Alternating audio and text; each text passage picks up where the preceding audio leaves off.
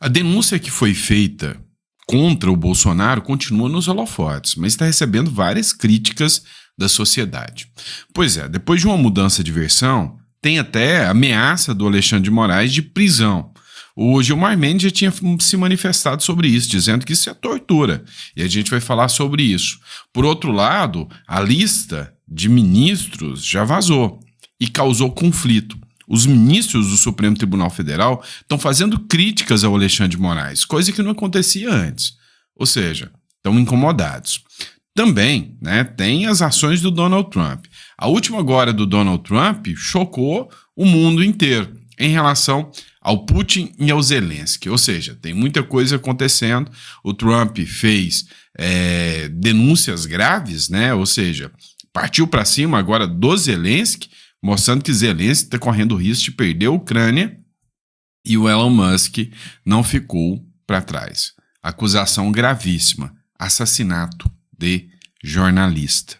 Tudo isso faz parte desse editorial. Então, para não perder nada, só se você for louco, para não ficar até o final. Então, não esquece de se inscrever no canal, visita a nossa biblioteca que está disponível para você e conheça os nossos livros, tá? Espiritualidade e Prosperidade, Segredos dos Ricos nos Investimentos, Princípios da Holding Patrimonial, Familiar, tudo isso está aqui disponível para você, tá bom? Então é só você fazer o download, pagar o valor que você acha justo e pode pagar até pelo próprio Pix aqui, honestebook@gmail.com. Tá bom?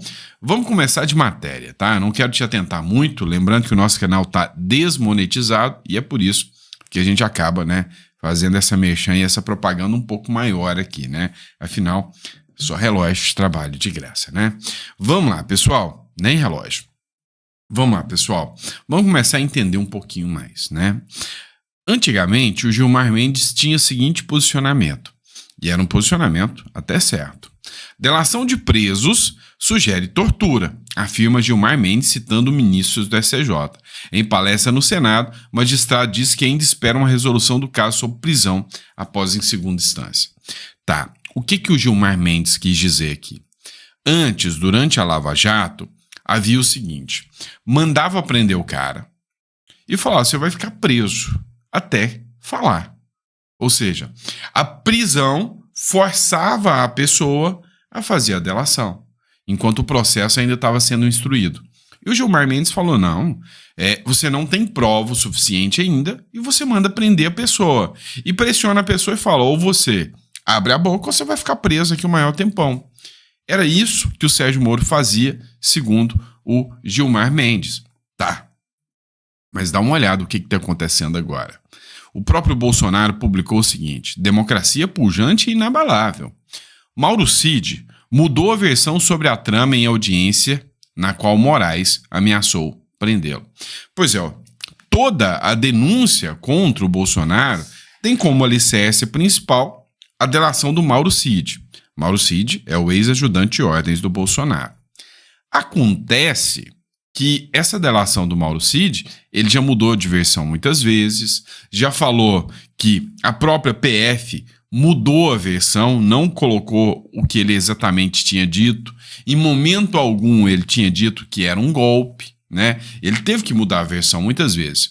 E quando a versão não agradava o Alexandre de Moraes, ele mandava prendê-lo, E aí recupera as falas do Gilmar Mendes falando, olha só, dessa forma é tortura. Ou seja, pegaram o Mauro Cid, pegaram o Felipe Martins, todos que estavam mais próximos do Bolsonaro, que eram os ajudantes diretos do Bolsonaro, o Moraes mandou prender, no caso do Felipe Martins, até de forma ilegal, tá? De forma injusta, porque provou-se depois que o Felipe Martins nem tinha tentado entrar nos Estados Unidos, ele estava aqui. Ou seja, era um número de provas robustas. O Moraes, ministro Supremo, ele inverteu a ordem. Primeiro você junta indícios, o que a gente chama de indício suficiente de autoria e prova da materialidade. Ou seja, eu tenho prova suficiente que aconteceu. E eu sei que foi o Felipe Martins. Então eu vou mandar prendê-lo. E aí agora o Felipe Martins tem que mostrar que aquelas provas não valem. O que o Alexandre de Moraes fez? Ele mandou prender, sem que as provas existissem. E falou, agora você prova que não tem nada. Ou seja, ele provou, juntou passagem de que ele estava no Brasil, juntou viagem de Uber, juntou todos os álibis possíveis. Mesmo assim, ele ficou 6 meses preso. E o próprio Felipe Martins alertou: eles me ameaçavam para me fazer a delação o tempo inteiro e eu neguei. E falavam que eu ia apodrecer na cadeia. Ou seja, agora, né, o Gilmar Mendes não está falando que é tortura. Mas vamos lá. Bolsonaro não deveria ser julgado por Moraes e nem mesmo pelo STF, afirma professor. Eu já venho falando isso aqui há muito tempo. Como advogado, eu já estou falando. É totalmente injusta, né? Totalmente fora dos padrões essa demanda contra o Bolsonaro no STF. Todo esse processo é ilegal, todo esse processo é nulo de pleno direito, uma vez que o Bolsonaro não pode ser julgado lá. E esse processo, se a normalidade voltar ao Brasil, né, esse processo vai cair. Dentro das regras do direito, esse processo é ilegal e nulo de pleno direito. E o que você tem que prestar atenção aqui? É uma matéria publicada na BBC Brasil, tá? Na BBC. Ou seja, nem um pouco canal bolsonarista. E aí afirma um professor. E o detalhe, esse professor é petista. Não é bolsonarista também. Mas, ou seja, ficou tão escancarado as violações ao devido processo legal, tá tão escancarado as violações aos direitos do Bolsonaro, que até a galera que não é de direita, mas é mais à esquerda, mas é mais sensata, tá defendendo o Bolsonaro. O Rui Costa, que é do PCO, que é o Partido da Causa Operária, tá defendendo o Bolsonaro. Olha só, para você ver. O que o professor diz? A denúncia contra o ex-presidente Jair Bolsonaro, que o acusa de liderar uma tentativa de golpe de Estado, é robusta e deve levar à abertura num processo criminal contra ele. Eu discordo, tá? Mas olha só, ele fala, não, eu vejo que o Bolsonaro tem que ser processado também, em pouco tempo. Avalia o doutor em Direito Processual Penal, professor da Universidade Católica do Rio Grande do Sul, Auri Lopes Júnior. Então, você tem que ver aqui que, de forma alguma, ele está fazendo uma defesa do Bolsonaro. Ele falou que tem a tentativa de golpe, que ela é robusta e que o Bolsonaro deve ser processado. Mostra que de direita esse cara não é. Mas olha só, mas esse julgamento, afirma, não deveria ocorrer no Supremo Tribunal Federal, e sim na primeira instância do Poder Judiciário, já que Bolsonaro não ocupa mais cargo público com foro especial no STF. Ou seja, esse processo vai cair. Esse processo é nulo de pleno direito. E os ministros do Supremo Tribunal Federal, ao julgarem esse processo, estão cometendo, né, abuso de poder. E aí, mais cedo ou mais tarde, a vara muda de mão, o chicote muda de mão. E aí, a hora que o chicote mudar de mão, meu irmão, aí o bicho vai pegar. O Marco Aurélio de Mello, por exemplo, ele deu uma entrevista à Band News, né? E, de novo, agora, ele falou, olha, Bolsonaro deveria ser julgado pela primeira instância, no primeiro grau. O ministro Marco Aurélio de Mello, o ex-ministro, ele deu parecer sobre a denúncia do Bolsonaro. Ele falou a mesma coisa, falou, não, eu vejo que essa ação aí que existe, ela tem que ser analisada de forma mais contundente. O próprio Marco Aurélio já foi uma figura que disse que não vê tentativa de golpe no 8 de janeiro. E agora o ex-ministro do STF, não é um bolsonarista qualquer, não é um Sandro, um advogado que está aqui falando para vocês, tá? É uma figura de dentro do Supremo Tribunal Federal, Marco Aurélio de Mello, falando, olha, tá ilegal isso aí que eles estão fazendo, o processo está no lugar errado. E aí esse processo contra o Bolsonaro vai cair, né? E a hora que o chicote mudar de mão, pode ter certeza que as pessoas que estão cumprindo, né, essas ordens ilegais vão ser responsabilizadas. Mas vamos lá, dá uma olhada. A própria Mônica Bergamo, ela deu um furo de reportagem dizendo que os ministros do STF estão possessos com Alexandre de Moraes. Estão criticando o Moraes porque ele levou a denúncia para a primeira turma. Ou seja, o processo do Bolsonaro já é ilegal por não estar sendo julgado em primeira instância por um juiz federal. Já é ilegal por aí só. E aí o Moraes ainda dá uma ilegalidade a mais, porque pela gravidade todo o plenário do processo ia ter que julgar. Mas é óbvio, Bolsonaro será condenado no STF, porque há quem acredite em imparcialidade. Mas assim, saiu a lista, o Bruno Souza saiu a lista, né? Quem são os ministros imparciais da primeira turma do STF que vão julgar o Bolsonaro, né? Vamos ver a imparcialidade deles. Primeiro, o Moraes, que é a vítima do caso, inimigo declarado do Bolsonaro. Imparcialidade total, né? Flávio Dino, amigo do Lula, comunista, opositor ferrenho ao Bolsonaro, inimigo declarado do Bolsonaro. Então, imparcial. Cristiano Zanin, ex-advogado do Lula. Vamos lá, né? O cara que advogou contra o Lula, né? Sempre foi muito alinhado ao Lula. Foi uma vergonha o que o Lula fez. Para mim, chama-se estelionato eleitoral. Dizer, né, durante o comício que é um erro indicar como ministro do STF um conhecido amigo seu. O cara põe o seu advogado lá dentro. Tá de sacanagem, né? Mas o Zanin, vamos ser sinceros aqui, é uma das figuras, de todos esses aqui, é uma das figuras mais centradas do Supremo Tribunal Federal. Carmen Lúcia, né? Indicada, adivinha por quem? Pelo papai Lula, né? Já deu N declarações que odeia o Bolsonaro. Luiz Fux, esse é o mais isento, né? Mas indicado por quem? Por Dilma Rousseff. Mas não há politização, não, no processo contra o Bolsonaro. O julgamento vai ser justo, imparcial, pode confiar, né? Com essas figuras aí. Então, assim, até o próprio Supremo Tribunal Federal está criticando, né? Isso ter ido para a primeira turma, porque vai ficar nítido e claro, né? Assim, basta pôr o tic-tac funcionar, basta pôr 2 neurônios para funcionar, para perceber que esse processo tem cara, jeito e andado, né, de perseguição judicial. Pois é, meu pequeno gafanhoto, o negócio tá feio aqui no Brasil, Venezuela, a passos largos, né? Mas vamos lá, a coisa não tá feia, só que não, tá? Vocês sabem que o advogado do Donald Trump tá partindo para cima do ministro Alexandre de Moraes também. E aí, algumas coisas interessantes aconteceram. Por exemplo, né, o advogado do Donald Trump subiu o tom contra o Alexandre de Moraes e diz que não encontrou nenhum precedente similar às ordens do ministro na história dos Estados Unidos. A ordem determina que a Rumble aplique a censura sobre uma pessoa que é residente dos Estados Unidos. Ele está demandando que uma empresa americana censure a conta de um norte-americano. Tá, é sem precedentes, tá? Nunca existiu isso, né, essa discussão que está acontecendo agora com Alexandre de Moraes.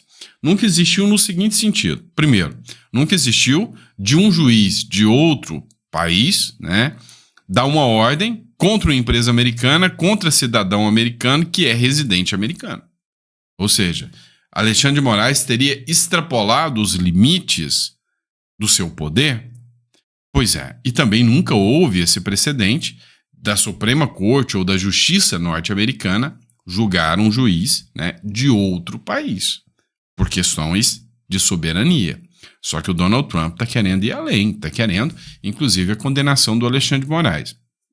Quem não assistiu o último editorial, eu fiz um vídeo explicando para vocês, né, as implicações jurídicas e políticas que pode acontecer. As implicações jurídicas são pequenas, mas existem, tá? Aqui dentro do Brasil não vão ser acatadas, mas fora do Brasil, inclusive países aliados do Donald Trump, será acatada. E outra coisa, corre o risco do ministro Alexandre de Moraes ser um condenado, né, numa instância norte-americana. Isso pesa contra ele no âmbito internacional. Óbvio. Então, as questões políticas serão muito mais graves do que as questões jurídicas. Mas o Donald Trump está disposto a levar isso aí, né, a cabo, como ele já deixou bem claro. Por outro lado, nós vamos agora falar um pouquinho de geopolítica e política internacional também. O lance da Ucrânia e da Rússia está se desenrolando para uma possível negociação pela paz. Ou seja, mostra que o Donald Trump está querendo, né, negociar pela paz, mas está excluindo a Europa.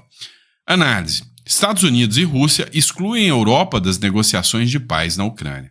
Europeus argumentam que sua participação é crucial nas discussões de paz e buscam garantias de que a Rússia não realizará novas incursões militares. O que está acontecendo? O Trump está pressionando o Zelensky e falou, olha, presta atenção, eu quero que você, sente e faça um acordo de paz com o Trump, com o Putin e vamos acabar com essa guerra. E o Zelensky não quer, tá? E a Europa também não quer que a guerra acabe agora. Por quê? A guerra acabando agora seria, de certa forma, uma vitória do Putin. Vamos lembrar, que o Putin foi o invasor inicial.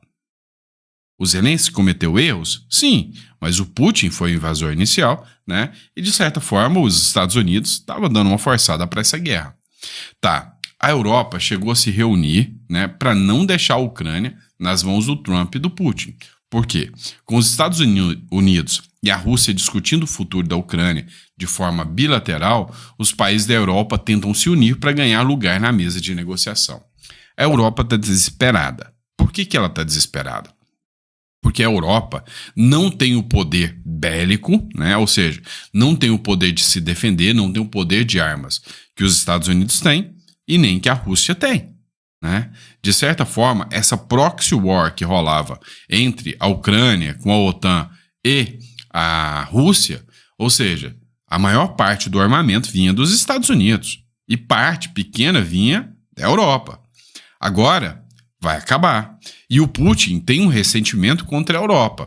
Então, o pensamento dos europeus é, poxa, o Putin invadiu um país europeu, que é a Ucrânia, e vai ganhar a guerra e, com o apoio do Trump, de certa forma, vai pegar o que ele queria. Então, por que tantas pessoas morreram? Então, por que essa guerra continuou? Quantas pessoas morreram? Era só entregar logo, porque o Putin vai estar levando o que ele queria.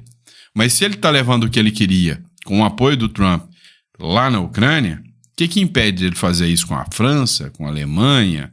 Ou seja, o Trump falou, quer saber, Europa? Dane-se você com seus problemas. Eu não tô nem aí para você. E essa guerra da Ucrânia é, tipo assim, um simbolismo de que o Trump tá lavando as mãos e deixando a Europa de lado. Há quem diga que o Trump entendeu que é muito melhor ele investir aqui na América, e ter gente do seu lado aqui na América, como o Milei, como o Bolsonaro, como o próprio Bukele, do que se preocupar com aquele bando de europeu que não ajuda em nada. Entendeu? Na visão do Trump. E aí, o Trump partiu para cima do Zelensky, falou, quer saber, ô Zelensky? Você é um ditadorzinho de M, tá? Você é um ditador e ou você faz o acordo com a Rússia logo, vai perder o Kremlin, vai perder algumas coisas, ou você vai perder o seu país inteiro, porque eu não vou ficar aqui para proteger você. E o Elon Musk partiu para cima do Zelensky também. Falou, quer saber, Zelensky? Você é um ditador. Você deveria ter feito eleições. Você roubou dinheiro demais por causa dessa guerra. Você e o Biden estavam coligados aqui com essa guerra para fazer a manutenção dessa guerra, deixando seu povo morrer e roubando dinheiro do seu povo. E além do que, você matou um jornalista americano. Elon Musk afirma que Vladimir Zelensky matou um jornalista americano. Pois é, meu irmão. A acusação acontece, tá? Musk diz, Zelensky matou um jornalista norte-americano. O jornalista chileno Gonzalo Lira, crítico do regime de Kiev, morreu em uma prisão ucraniana por desacreditar as autoridades ucranianas e as forças armadas da Ucrânia. O jornalista havia denunciado tortura na prisão. Pois é, aconteceu exatamente isso aqui que o Elon Musk acaba de narrar, O que aconteceu? O jornalista era crítico do Vladimir Zelensky, mandou ele para a prisão e lá na prisão ele morreu dentro da prisão, à la Rússia, ou seja, fazendo como a Rússia. Para quem acompanhou o início da guerra, desde o início, a gente viu também ações do próprio Zelensky buscando os jovens para a guerra. Isso gerou muita crítica, Muita crítica também. Então, assim, a esquerda sempre foi crítica ao Zelensky, e favorável às medidas da Rússia. Grande parte da esquerda. Agora, o jogo virou, né, o jogo virou de uma hora para outra. Agora, a esquerda está protegendo o Zelensky, né? Ou seja, agora eles estão criticando a Rússia e protegendo o Zelensky porque o Trump está se alinhando com a Rússia. Pois é, o que vai rolar disso aí? Meu irmão, ninguém sabe, porque com o Donald Trump, né, tá igual merda na meia, né? Você já viu a piada da merda na meia? Que o cara chega, joga, né, merda ali na meia ali, porque ele não podia usar o banheiro, né? E aí, para jogar a merda fora, ele coloca na meia, roda a meia assim para jogar da janela do apartamento. Só que a meia é vazada, né? O que aconteceu com o apartamento? Pois é, o Trump tá fazendo literalmente a merda na meia. Tá? Literalmente é isso que ele tá fazendo, tá bom? E é isso, pessoal. Grande abraço para vocês. Espero que vocês tenham gostado do nosso editorial. Lembrando a vocês que puderem ajudar o nosso canal, seja fazendo um Pix, né? Adquirindo o livro aqui e dando de presente para alguém. O livro Espiritualidade e Prosperidade está muito bom. E o livro As 20 Regras para a Vida, recomendo bastante a leitura para vocês, tá bom? Então, está sempre disponível aqui para vocês fazerem um download e pagar o valor que você achar justo, tá bom? Grande abraço, pessoal. Fiquem com Deus e eu vejo vocês já no próximo editorial.